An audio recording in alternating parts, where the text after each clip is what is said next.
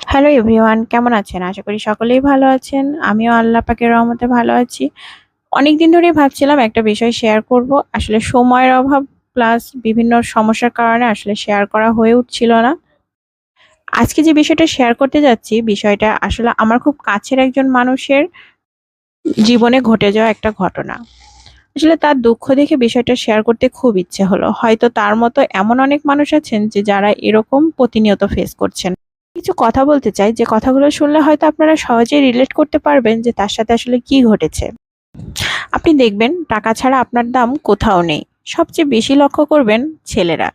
যে ছেলের ইনকাম যেমন, দেখবেন পরিবারে সেই ছেলের কদরটাও ঠিক তেমন। আবার বিয়ের পরে দেখবেন যে ছেলের ইনকাম যেমন, তার বউয়ের কদরটাও পরিবারে তেমন। ঠিক তেমনই ভাবে যখন দেখবেন একটা ছেলে বাবা হচ্ছে, বাবা হওয়ার পরে তার বাচ্চার পরিবারের মূল্যায়নটাও ঠিক তেমনই হবে। আপনি মানেন বা না মানেন, একটু লক্ষ্য করলেই দেখবেন আমাদের চারপাশেই এসব ঘটনা হরহামেশাই ঘটে যাচ্ছে। আবার এটা তো কারোর পরিবারের নিত্যদিনের ঘটনা।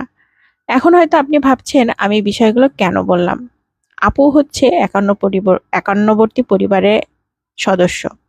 সেখানে তার স্বামী বাদেও পরিবারের অন্যান্য সদস্যরা ইনকাম করে। কিন্তু তারপরেও তার পরিবারের একটা সময় বা একটা সময়ের পরিপ্রেক্ষিতে তাকে এবং তার বাচ্চাকে মূল্যায়ন করা হয় তার স্বামীর ইনকামের ওপর দিয়ে।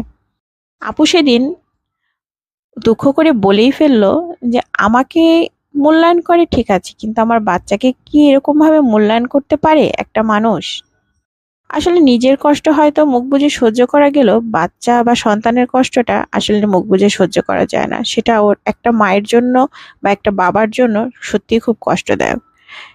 আগে হলে হয়তো এই বিষয়টা আমাকে এতটা ভাবাতো না, তবে এখন আমি মা, তখন বিষয়টা নিয়ে আমি ভাবতে আসলে বাধ্য হয়েছি। এক শুধু এটুকুই মনে হয়েছে, ওই বাচ্চাটা যদি আমার হতো তাহলে আমার কেমন লাগতো। এই বিষয়টা নিয়ে আসলে আর কিছু বলতে চাই না। তবে আশা করব যে যে কথাগুলো বলেছি আপনারা সবাই খুব ভালোভাবে বুঝতে পেরেছেন।